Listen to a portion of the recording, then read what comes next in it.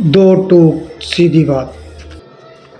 शोलों पे चलने का हुनर जो कलाकार कलाकार कलाकार जानते हैं वही कला जगत में अपना नाम और पहचान बनाते हैं। An interaction with prominent personality. Senior sculptor mister Umesh Dutt Sharma, creative vision presents, Lalit Kala academy regional centre, Garhi, new Delhi.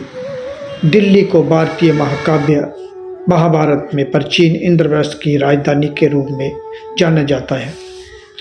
19वीं शताब्दी के आरंभ तक दिल्ली में इंद्रप्रस्थ नाम का नगर हुआ करता था और महाभारत के समय काल में इंद्रप्रस्थ महाभारत की राजधानी था।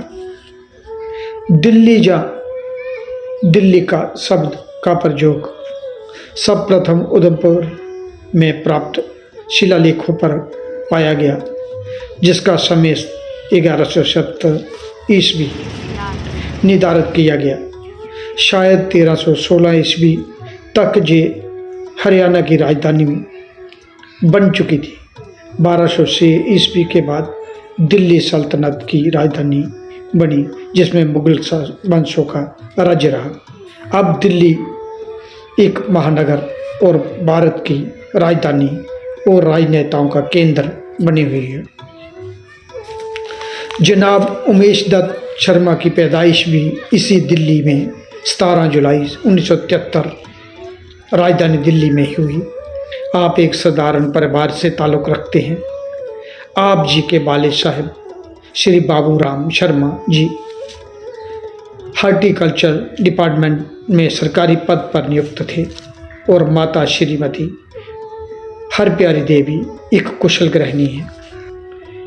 आप जी की पढ़ाई लिखवाई भी दिल्ली राजधानी में हुई और उसके बाद आप जी ने फाइन आर्ट की डिग्री जामिया मिलिया इस्लामिया यूनिवर्सिटी से की। बाद में आपने मास्टर डिग्री भी वहीं से की। उमेश दत्त शर्मा जी 4 भाई और 2 बहनें हैं। बड़े भाई महेश दत्त शर्मा, गणेश दत्त शर्मा, नरेश दत्त शर्मा और उमेश दत्त शर्मा। बहनें उषा और आशा। और परिवार में दूसरे व्यक्ति थे वे जिन्होंने अपना रुख कला की ओर किया।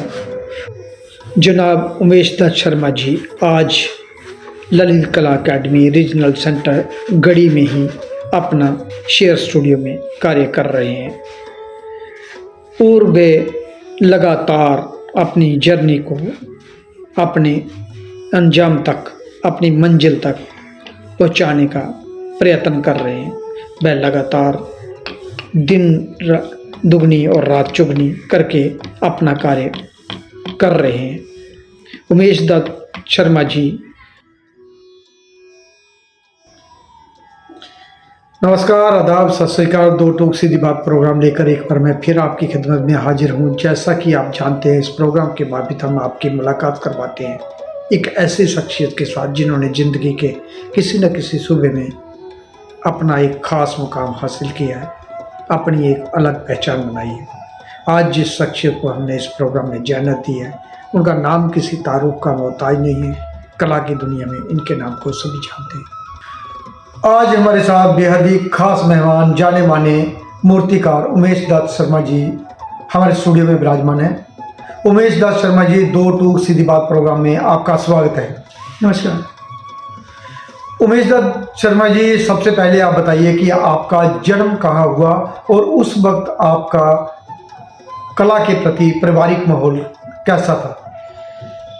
मेरा जन्म दिल्ली का ही है और जहाँ मेरा जन्म हुआ तो मेरी एक खुशकिस्मती ये है कि मेरा बहुत हरा भरा क्षेत्र था और जहाँ राष्ट्रपति भवन सामने हुआ करता था और तालकोटरा गार्डन पूरा सराउंडिंग मेरी ऐसी थी, बहुत ग्रीन थी। तो हम एक सरकारी कॉलोनी में रहते थे और तालकोटरा के पास हमारी सरकारी कॉलोनी होती थी। तो मेरे फादर एक सरकारी कर्मचारी रहे और हॉर्टिकल्चर डिपार्टमेंट में थे, बागवानी के। वो हमारा मतलब मुझे बचपन से ही इसलिए नेचर में रुचि हो गई कि सराउंडिंग मेरी ऐसी थी, और जिससे मुझे हमेशा मतलब बड़ा अच्छा मौका मिलता था हमें, मतलब पार्क में चले जाते थे या खेलते कूदते थे, तो बड़ा खुला माहौल था।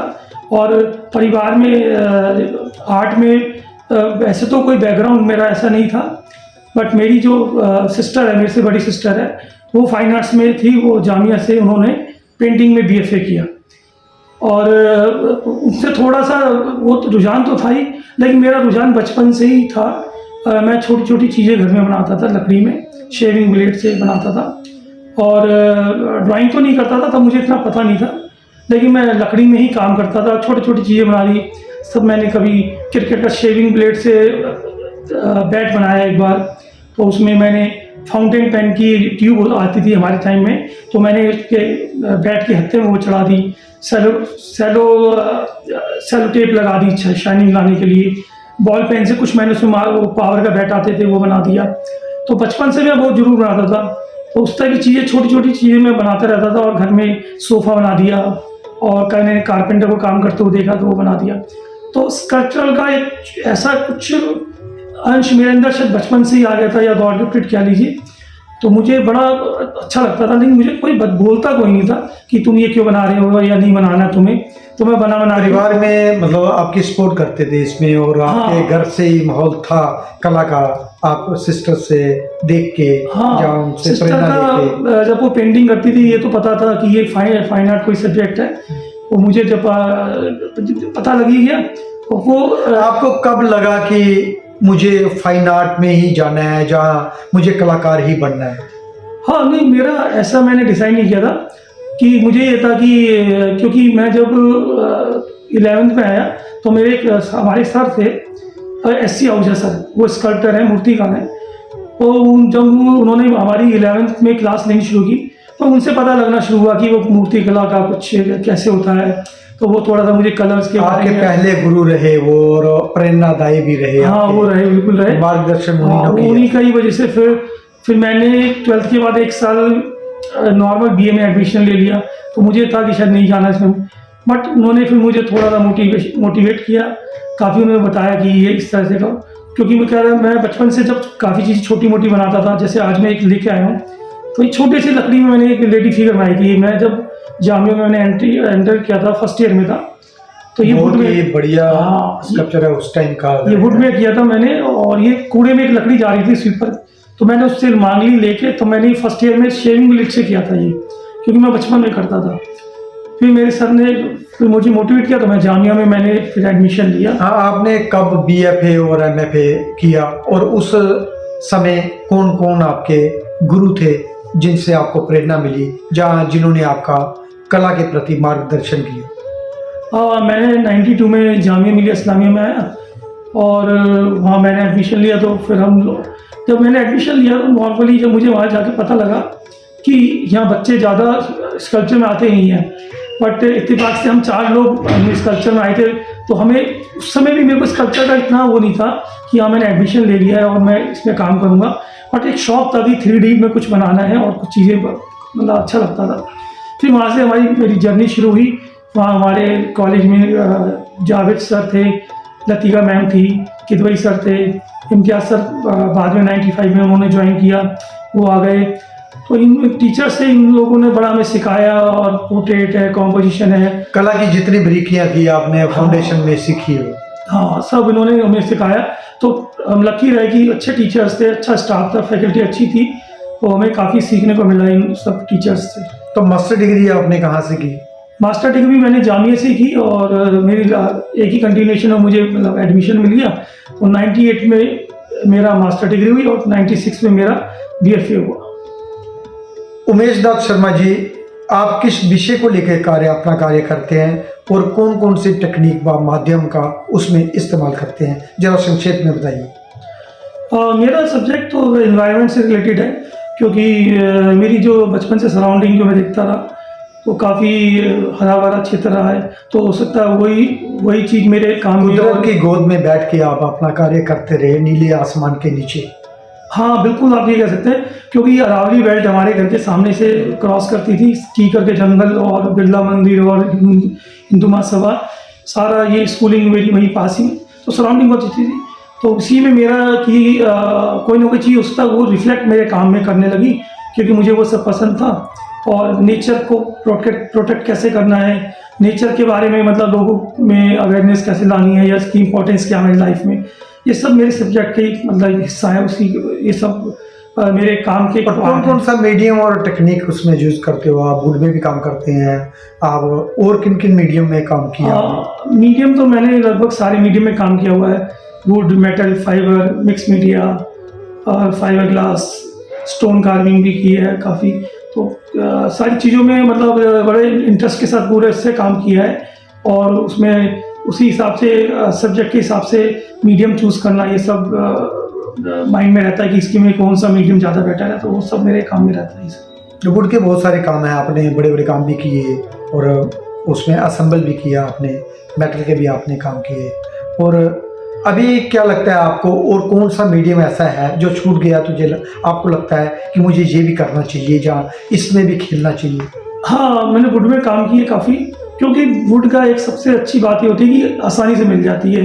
उसके लिए हमें किसी क्वेरी में जाने की जरूरत नहीं पड़ती। स्टोन में थोड़ी अलग लिमिटेशंस हैं, हमके लिए मैन पावर है, लाने का है। तो वुड की जो ट्रांसपोर्टेशन बहुत इजी है, और आप दिल्ली जैसे शहर में आपको आराम से मिल जाती है। तो एक कारण शायद ये भी रहा, और दूसरा नेचर की सराउंडिंग रही मेरी, तो मुझे लगता है वुड से ज़्यादा टच मेरा इसलिए रहा। बट मेरे को और भी मीडियम है जो मुझे अभी लगता है कि उनमें मुझे अब करना चाहिए, जैसे मेटल है और कुछ फाइबर है, इसमें मैं पिगमेंट को लेकर काम करना चाहता हूँ। बहुत बढ़िया।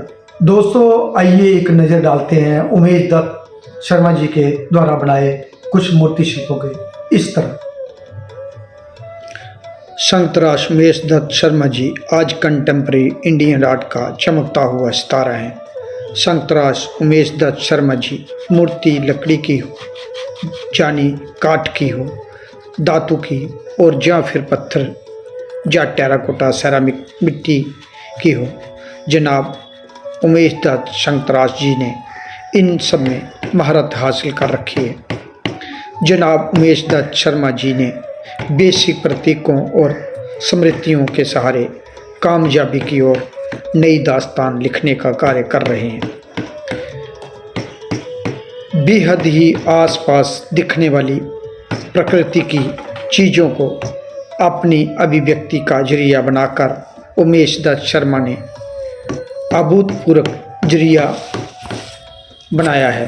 आज दुनिया भर में उनके द्वारा बनाए गए मूर्ति शिल्पों की प्रदर्शनियां लग रही हैं।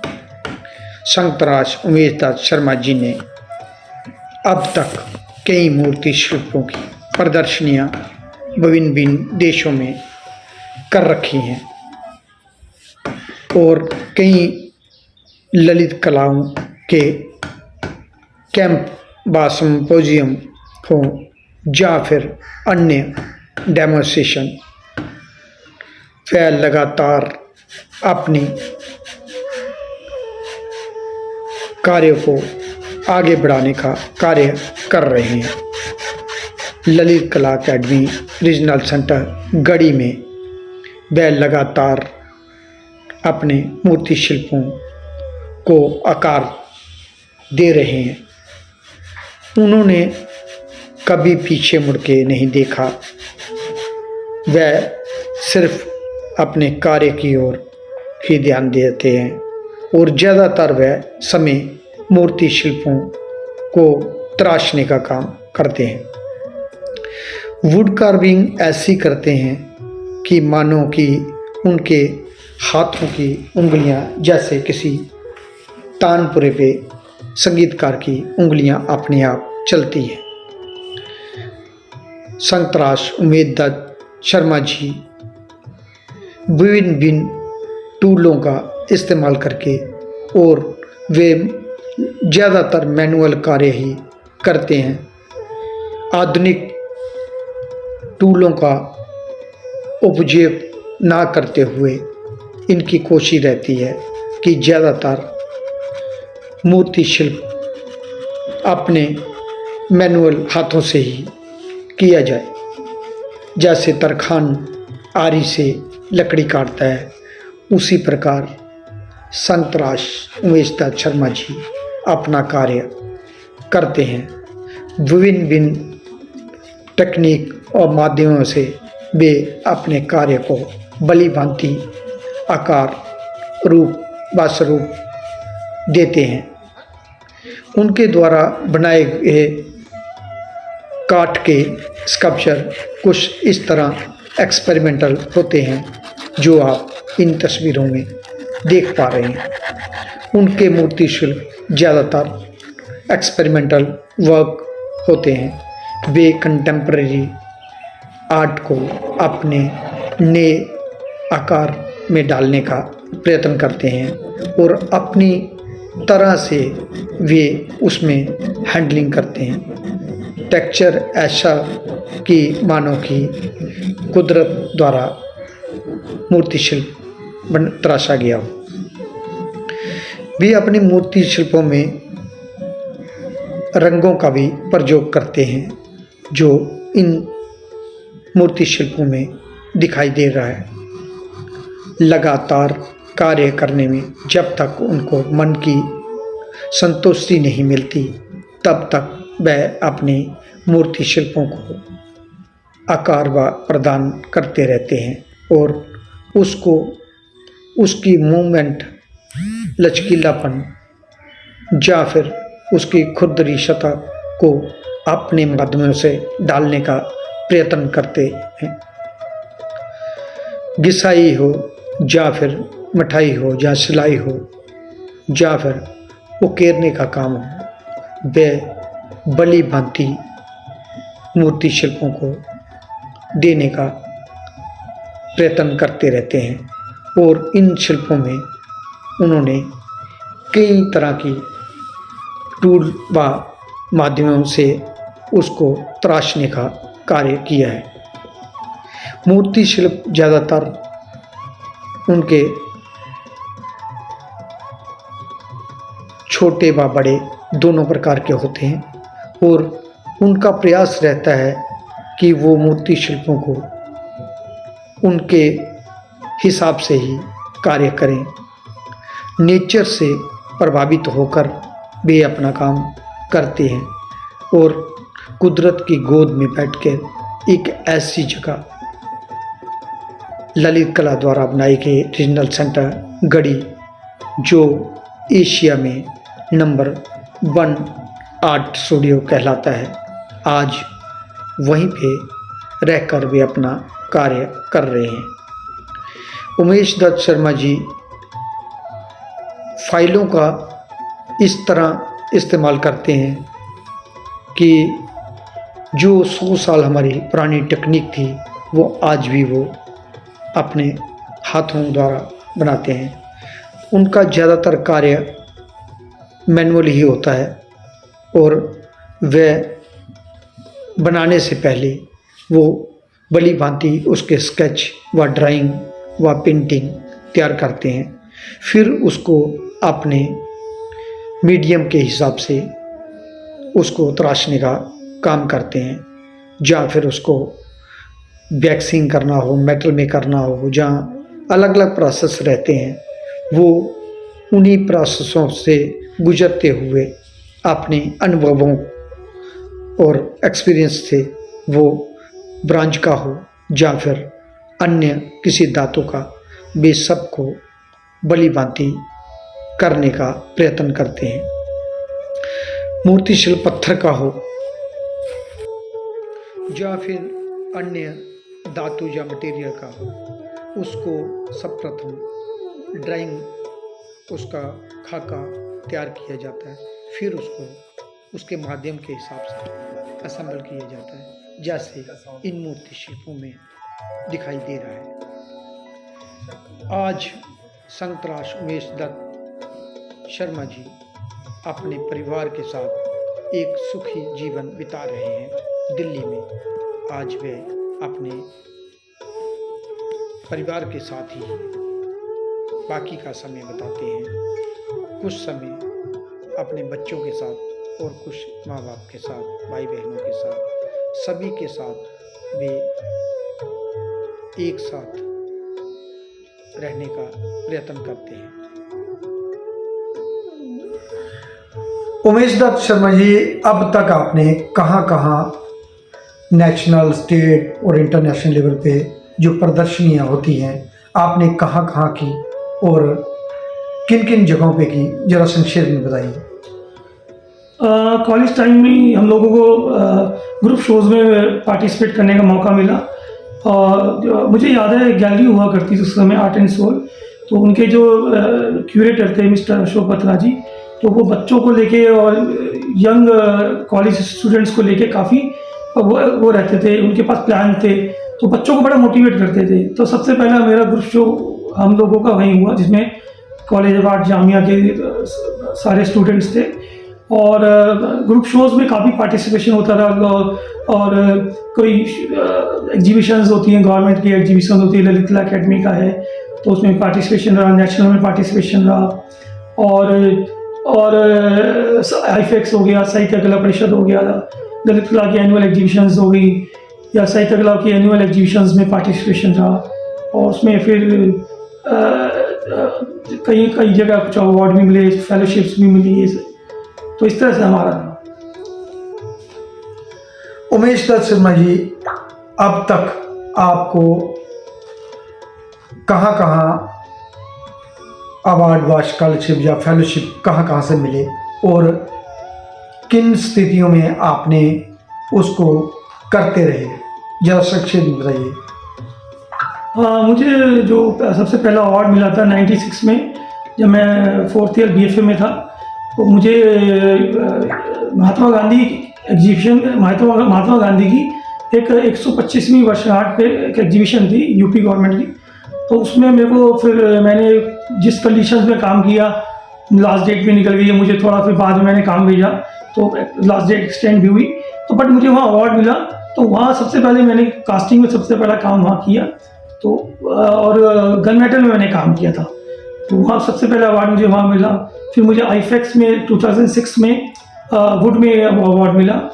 और सीनियर फेलोशिप मुझे अभी 2019-20 में सीनियर फेलोशिप अभी सेंट्रल गवर्नमेंट की तरफ अभी चल रहा है आपका? अभी मेरा उसमें काम चल रहा है।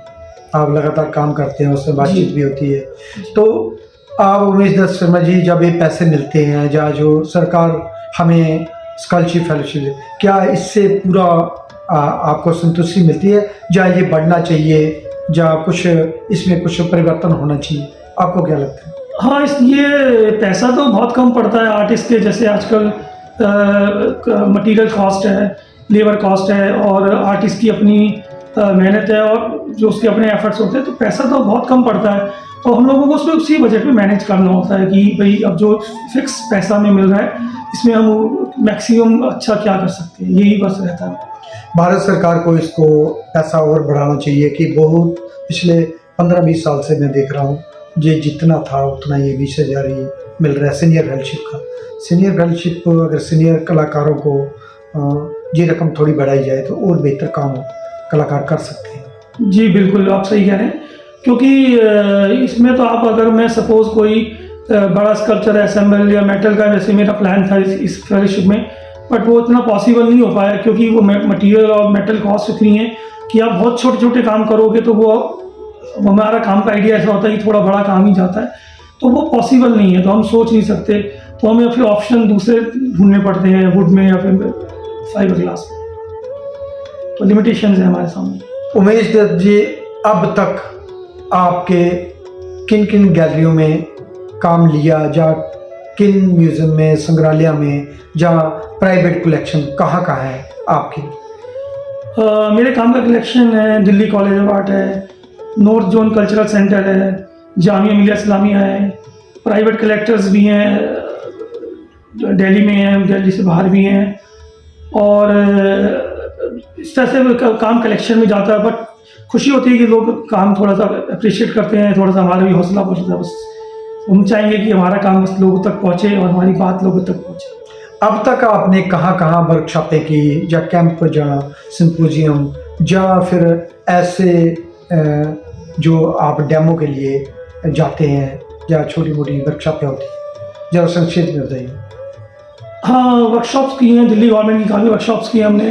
बच्चों के साथ वर्कशॉप्स की हैं। तिहाड़ जेल दिल्ली में है और उसमें कैदियों के साथ हमारी वर्कशॉप रही। वो मेरे साथ ही आपने हाँ, आप भी थे उसमें। और कई सारे कैंपों में हम एक साथ रहे। जी जी, जैसे ललित कला अकेडमी के कैंप्स हुए हैं और नॉर्थ जोन कल्चरल सेंटर के कैंप्स में हम रहे हैं।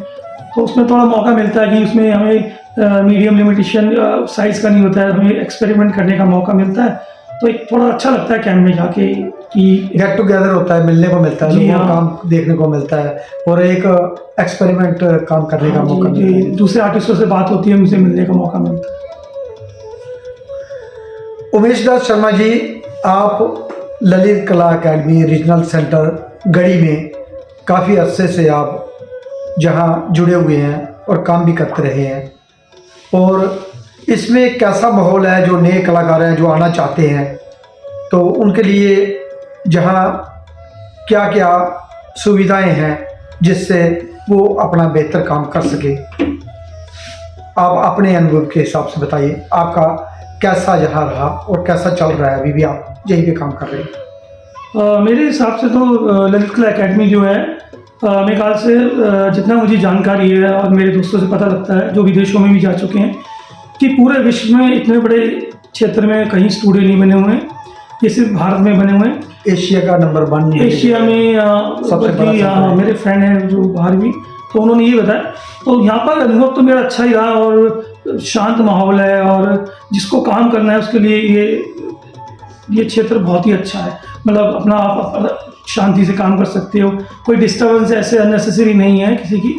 तो आपको बस आपके पास आपका कंसेप्ट होना चाहिए। आपके पास अगर यहाँ स्पेस मिलता है तो आप समझिए बड़े भाग्यशाली, इसमें मैं ये कहूँगा कि आप यहाँ अपना काम कीजिए और कोई ऐसी कोई डिस्टर्बेंस नहीं है। कुछ प्रॉब्लम्स सब में रहती है, लेकिन ऐसी कोई माइनर इश्यूज होते हैं वो सॉर्ट आउट हो जाते हैं। बस आप अपना काम करना चाहते हैं तो आपके लिए ये जहाँ कैसे रिलेशन रहे आपके, और जहाँ जो नए लोग आते हैं जहाँ उनको जहाँ काम करने के लिए कैसा अनुभव आपका रहा, जरा थोड़ा वो भी शेयर करें। जी, मैं यहाँ पर 2003 के आसपास टेम्परेरी एडमिशन लिया था, तो काफ़ी सीनियर आर्टिस्ट यहाँ काम करते थे। तो हम भी देखते थे कि भाई हम भी नए आए, तो हम भी उसी हिसाब से उनसे मिलते थे। तो एक अच्छा था कि चलो एक अच्छा मौका मिल रहा है यहाँ पर। काफ़ी उसमें परमजीत सर होते थे, जामिया के एचओडी थे, भूषण सर होते थे, हिम्मत शाह जी थे, शंकु चौधरी जी थे, और भी काफ़ी आर्टिस्ट थे यहाँ पर काम करते रहे। तो हमें उन्हें देखने वाला मौका मिला। तो उसके बाद अब जैसे इतने साल हमें यहाँ काम करते हुए हो गए, तो हम देखते हैं नए नए स्टूडेंट्स आते हैं, उनसे भी हमें सीखने मिलता है। वो लोग हमसे आगे मिलते हैं, तो हमें अपना टाइम भी याद आता है कि हाँ भाई ऐसे माहौल में हम भी निकले हैं, हम भी गुजरे हैं।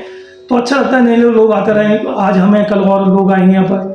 तो अच्छा, सबको मौका मिलना चाहिए, और ताकि सब लोग अपनी ग्रोथ कर सकें। सबको थोड़ा, क्योंकि सबको काम करने के लिए जगह चाहिए, तो उससे अच्छी जगह मुझे नहीं लगता ऐसी कोई जगह हो सकती है। दोस्तों, आप जब भी कभी दिल्ली में आए, जहाँ दिल्ली के आसपास आए हों, तो दिल्ली में Lalit Kala academy regional centre गढ़ी में ज़रूर आए।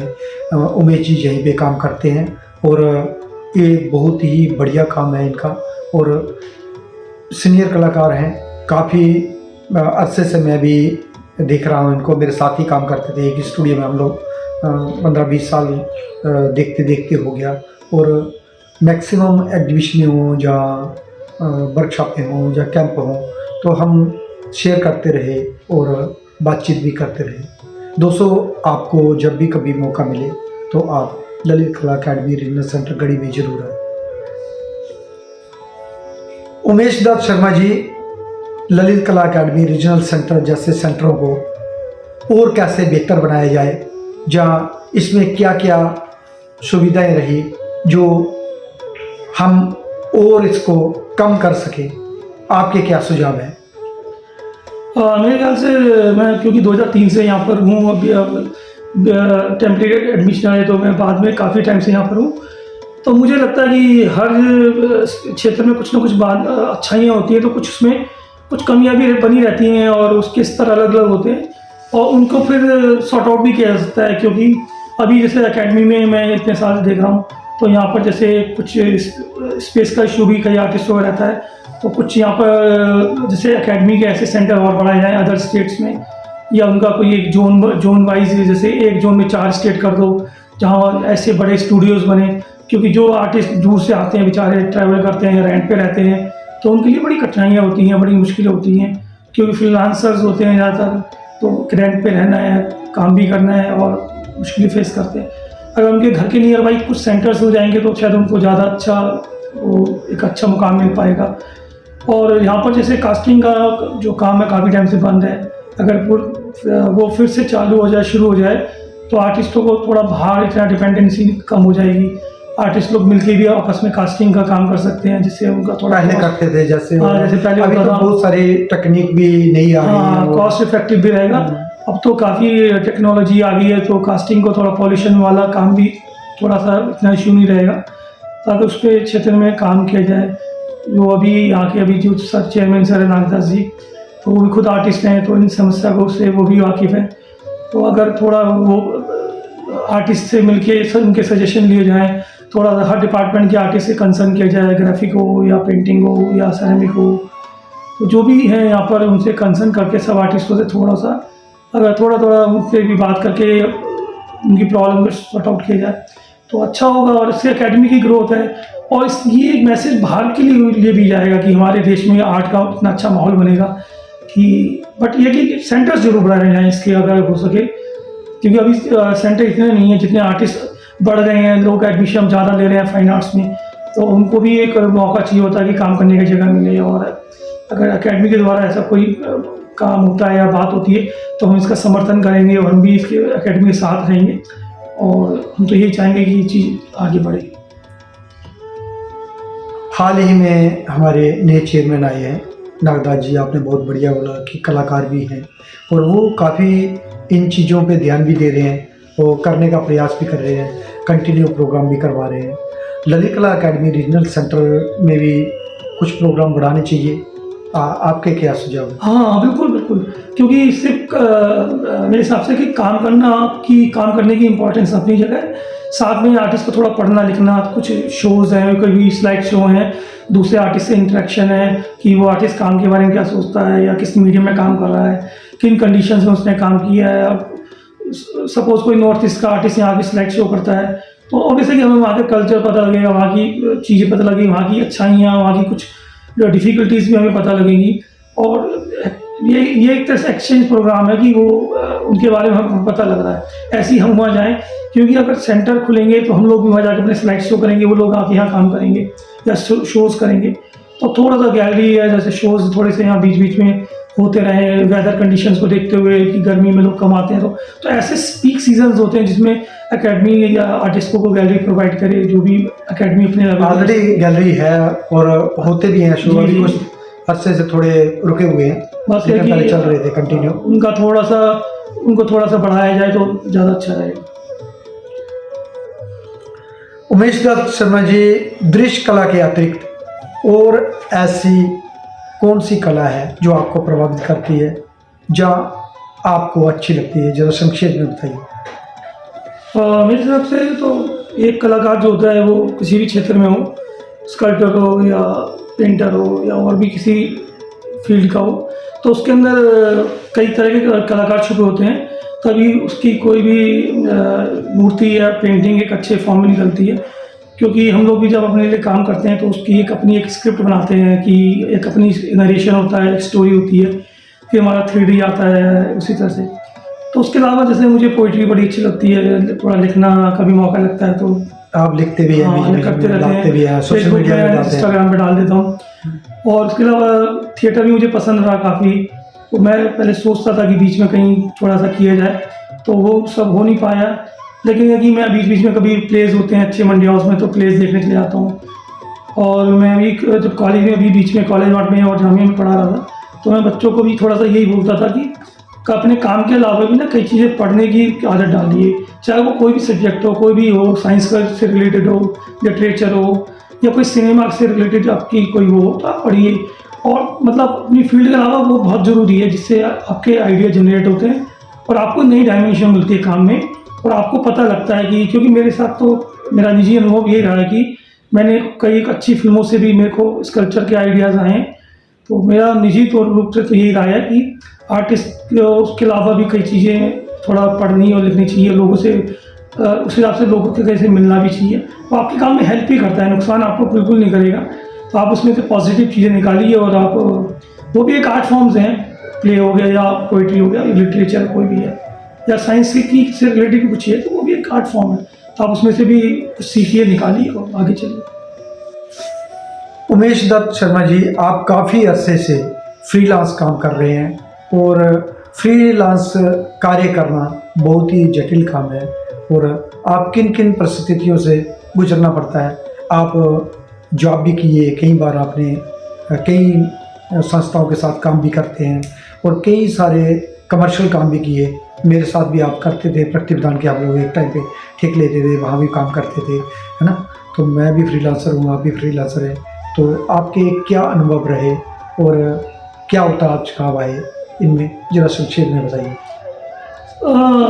फ्रीलांस में अपनी अच्छाइयाँ तो कठिनाइयाँ भी हैं कि कभी काम होता है, कई बार काम नहीं होता है।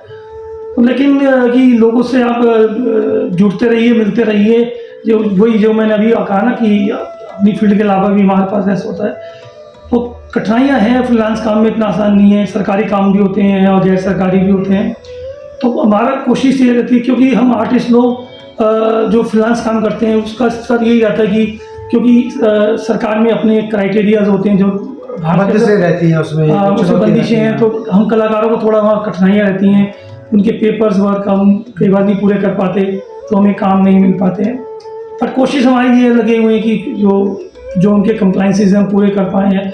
क्योंकि हम टीचिंग जॉब मैं शुरू में किया करता था, तो लेकिन बाद में मैं काफ़ी टाइम से फ्रीलांस काम ही कर रहा हूँ। तो उसी में हम लोग सर्वाइव करते हैं, कोशिश करते हैं कि साथ साथ में दोनों को बैलेंस करें, अपने काम को भी और फ्रीलांस काम को भी। यही हमारे पास एक तरीका है कि उसको तालमेल हम बनाए रखें। युवा पीढ़ी है जो, उसको क्या करना चाहिए? फ्रीलांस काम करना चाहिए, जॉब करना चाहिए? आपके क्या सुझाव है? हाँ, युवा पीढ़ी के लिए ये है कि सबके अपने अपने स्वभाव होते हैं कि वो किस तरह के काम में ज़्यादा उसकी अपनी पावर क्या है, उसकी क्षमता क्या है। उसे लगता है कि जॉब में वो सेटिस्फाई है और वो अपना काम ऐसे कर सकता है, तो अपना जॉब करे अगर लगता है। क्योंकि जॉब की अपनी भी परेशानियाँ हैं आर्टिस्ट के तौर लिमिटेशन होती है। हाँ, कहीं कैंप में अगर आपको जाना है तो आपको छुट्टी का इशू आता है और चीज़ें होती हैं। तो ये कि सब आपके ऊपर है कि आप किस तरह से उसको टैकल करना चाहते हैं आप, क्योंकि काम आपको करना है, जॉब आपको करनी है, तो उस हिसाब से आप डिसाइड कीजिए। क्योंकि ये कला काम करना ही अपने आप में आर्टिस्ट की चैलेंज है, इतना आसान नहीं है। और क्योंकि इतने महंगे दौर में इतना आसान नहीं है, तो कलाकार को लगेगा कि मेरा तो निजी अनुभव है कि आप मैदान में डटे रहिए, जितना मत हो, आपको घबराना नहीं है। आप उस हिसाब से अपने आप को मजबूत बना के रखिए, बस मेरा तो एक संदेश है, काम करते रहिए बस। उमेश दत्त शर्मा जी, एक आखिरी सवाल कि जो हमारे कलाकार दूर दराज इलाकों में बैठे हैं, जहाँ इसको देख रहे हैं या सुन पा रहे हैं, उनको आप क्या अपने कला के माध्यम से संदेश देना चाहते हैं? क्या मैसेज देना चाहते हैं? मेरा संदेश तो ये है कि जो भी आर्टिस्ट हैं जो हम लोगों से जुड़े हुए हैं, हमें जानते हैं नहीं जानते हैं, तो क्योंकि आज की डेट में सोशल मीडिया की ताकत तो बहुत ज़्यादा हो गई है और इससे आप अपनी बात को बहुत जल्दी पहुंचा सकते हैं कुछ सेकंडों में।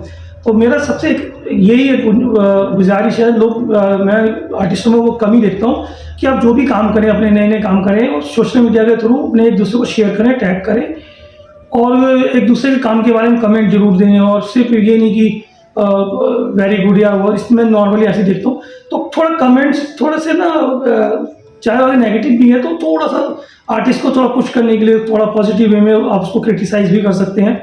और जो अच्छे जो हमारे सोसाइटी में काम हो रहे हैं या विदेश में भी बहुत से अच्छे स्कल्पटर काम कर रहे हैं, आर्टिस्ट काम कर रहे हैं, उन कामों को शेयर करें। तो आर्टिस्ट लोग उन्हें थोड़ा कम शेयर करते हैं। मैं देखता हूँ कि बाकी चीज़ें शेयर करते हैं, लेकिन ना क्रिएटिव पोस्टर शेयर करें, सोशल इश्यूज़ पे हों या कहते हैं या पॉलिटिकल इश्यूज़ भी कोई अच्छे लगते हैं कि तो लगते हैं कि जो समाज में परिवर्तन ला सकते हैं, तो ऐसी पोस्टर को बढ़ाएं, उनके लाइक्स, एक दूसरे को सपोर्ट करें, लाइक्स बढ़ाएं। लाइक्स का इन द सेंस ये नहीं कि हम लोग कि हमें कोई लाइक्स के लिए जाना है, बट एक दूसरे को थोड़ा सा आप अपनी प्रेजेंस दिखाएं कि आप उस पोस्ट से कंसर्न करते हैं। ये एक इम्पॉर्टेंट चीज़ है मेरी कहने। तो मैं अभी यही कमी देखता हूँ कि आर्टिस्ट लोग ना सोशल मीडिया का उपयोग करें अपने काम को बढ़ाने में, दूसरे काम को बढ़ाने में। बाहर कोई अच्छा स्कल्पचर आपने देखा है तो उसको शेयर कीजिए, लोगों के साथ कीजिए, ज्ञान बढ़ाइए। हाँ, ज्ञान बढ़ाइए। वो अच्छा मीडियम हो सकता है, अच्छा काम हो सकता है, अच्छा आर्टिस्ट का कोई इंटरव्यू हो, स्लाइड्स हो, कुछ हो, तो कोई भी अच्छी आर्ट मूवी है तो वो जरूर शेयर कीजिए और लोगों में थोड़ा एक्सचेंज बढ़ाइए। वो भी मैं बहुत कम ही देखता हूँ, आर्टिस्ट नॉर्मली कम शेयर करते हैं। अच्छी पोस्टों को बढ़ाइए, उनको जो थोड़ा लोगों में फैलाइए, लोगों को लगे कि आर्ट की वैल्यू क्या है। मेरा तो यही मानना है। धन्यवाद उमेश दत्त शर्मा जी, दो टूक सीधी बात प्रोग्राम में आप आए, आपके बारे में जाना, आपकी कला के बारे में जाना और कला पे काफ़ी सारी चर्चा हुई और कुछ सुझाव भी आपने दिए और धन्यवाद आपका। जी बहुत अच्छा। दोस्तों ये थे हमारे साथ उमेश दत्त शर्मा जी दो टूक सीधी बात प्रोग्राम में। दोस्तों अगली बार हम फिर मिलेंगे किसी नई जगह नए कलाकार के साथ। तब तक देवीदास खत्री को दी जाए। जय हिंद, वंदे मातरम।